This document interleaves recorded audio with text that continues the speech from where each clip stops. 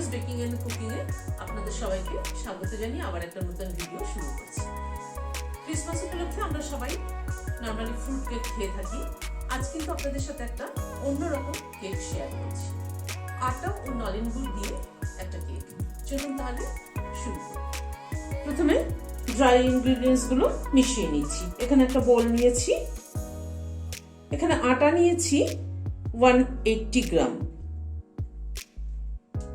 এখানে desiccated coconut নিয়েছি 30 গ্রাম, 1 TSP এলাচ গুঁড়ো নিয়েছি, 1 TSP baking powder, half TSP baking soda. সব ড্রাই ইনগ্রেডিয়েন্টস গুলো ভালো করে মিশিয়ে নিচ্ছি। চালবার কোনো দরকার নেই, এগুলো ভালো করে মিশিয়ে নিলেই হবে। ভালো করে মেশানো এই জন্য যে বেকিং পাউডার, বেকিং সোডা সব এগুলো দিয়ে একসাথে মিশিয়ে ভালো করে মেশানো এই জন্যই দরকার, যাতে ভেতরে ভালো করে এয়ার ঢোকে। ড্রাই ইনগ্রেডিয়েন্টস গুলো ভালো করে মিশিয়ে নিলাম। এবার এটাকে একটু সাইডে সরিয়ে রাখছি। এখানে একটা বোল নিলাম, এখানে দুধ নিয়েছি 220 গ্রাম, আর এখানে নলেন গুড় নিয়েছি। গুড়টাকে আমি গ্রেট করে নিয়েছি।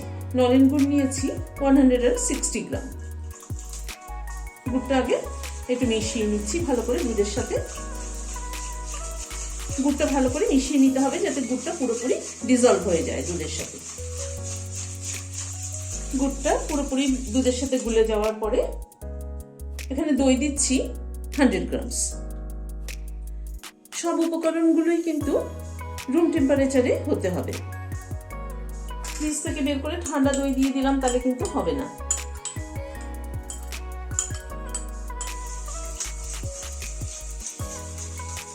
দইটা দিয়ে মিশিয়ে নিলাম একটু। এবার তেল দিচ্ছি, হোয়াইট অয়েল। হোয়াইট অয়েল আছে এখানে 110 গ্রাম।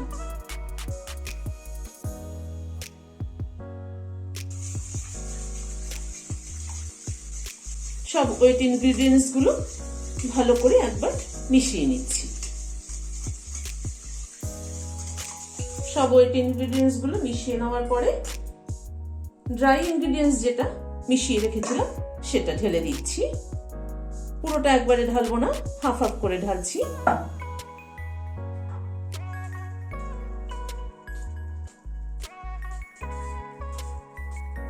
আবার হাফ পোর্শন ঢেলে দিলাম।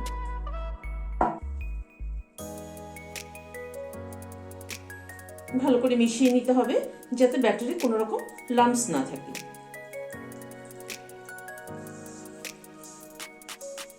মেশানোটা কিন্তু হালকা হাতে মেশাতে হবে।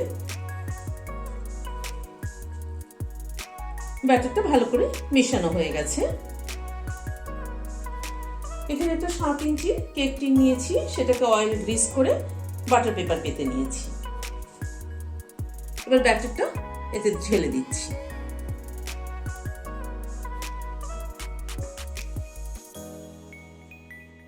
এবার কেক টিনটাকে একটু ট্যাপ করে নিচ্ছি।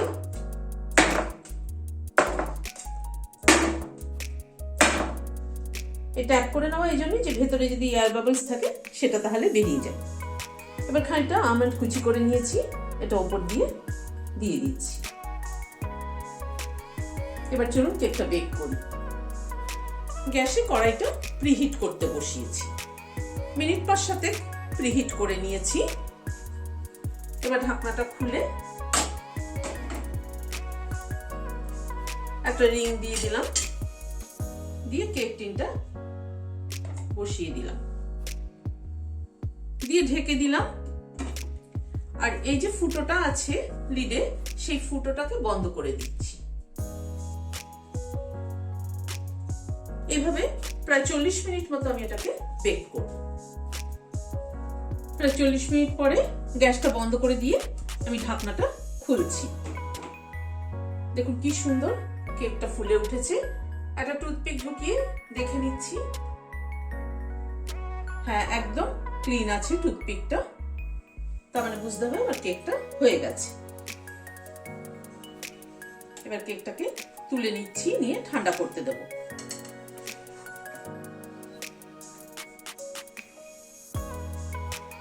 কেকটাকে ঠান্ডা করতে দিলাম। কেকটা ঠান্ডা হওয়ার পরে ডিমোল্ড করব।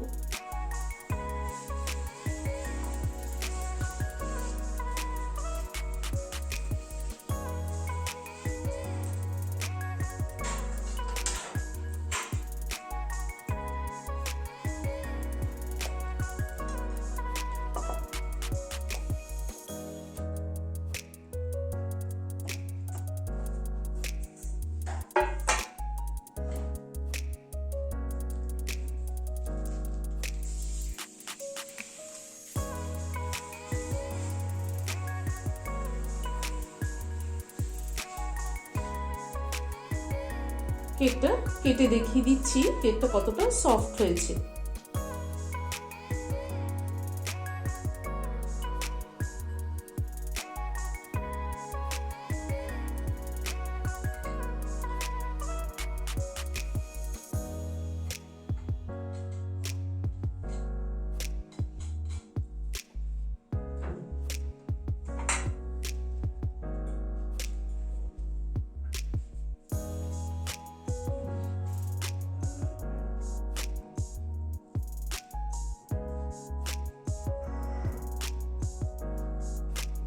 আটা ও নলেন গুড় দিয়ে যে এগলেস কেকটা সেটা আপনারা বানিয়ে দেখবেন। অত্যন্ত সাধারণ সমস্ত উপকরণ দিয়ে, ঘরে থাকা সব উপকরণ দিয়ে কিন্তু একটা খুব সুন্দর সুস্বাদু কেক। আর তার মধ্যে যে ডেসিকেটেড কোকোনাটটা অ্যাড করেছি, ডেসিকেটেড কোকোনাটটা অ্যাড করাতে হয়েছে কি নলেন গুড়ের সাথে ডেসিকেটেড কোকোনাট অ্যাডের কম্বিনেশনটা কিন্তু খুব ভালো। আর এলাচ গুঁড়ো দেওয়াতে কিন্তু ফ্লেভারটা আরো, গুড়ের ফ্লেভারটা যেন আরো এনহ্যান্স হয়েছে।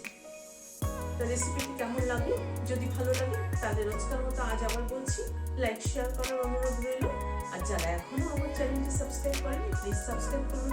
পাশে যে বেলের সিম্বলটা আছে সেটা কিন্তু অবশ্যই প্রেস করবেন, যাতে আমার পরবর্তী ভিডিওর নোটিফিকেশন আপনাদের কাছে পৌঁছে যায়। আজ তাহলে এখানে শেষ করছি।